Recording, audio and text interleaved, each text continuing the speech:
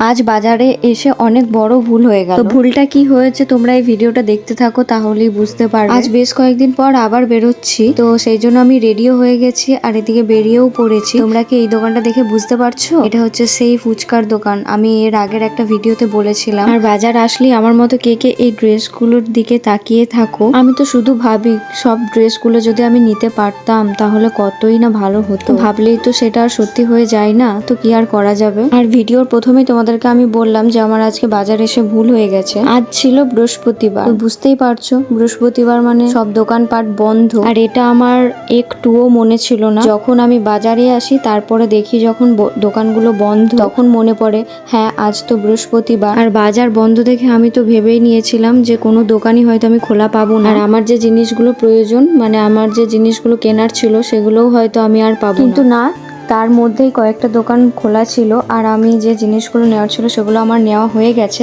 তো তারপরে বাজার থেকে বেরিয়ে আসি আর এদিকে ওর একটা ব্যাগ নেওয়ার ছিল, তো সেই মতো ব্যাগ দেখছে কোনটা নেবে। আর আমি এইদিকে দেখতে পেয়েছি অ্যাকোয়ারিয়াম, দেখো কত সুন্দর সুন্দর মাছগুলো খেলা করছে। তো তারপর আমরা বেরিয়ে যাই আর রাস্তায় যেতে যেতে একটা কাকু সাইকেল নিয়ে ঘুগনি বিক্রি করছে। তো আমার তো ঘুগনি খুবই ভালো লাগে। আর আমাদের বাজার থেকে বেরোতে বেরোতে প্রায় অনেকটাই রাত হয়ে গেছে। আর বাজারেও সেরকম আমরা কোনো কিছুই খাই, তো ভাবলাম চলো তাহলে বাড়িতে ঘুগনি নিয়ে যাওয়া হোক। তো আবার নেক্সট কোনো ভিডিওতে দেখা হচ্ছে, আজকের মতো এটুকুই, টাটা।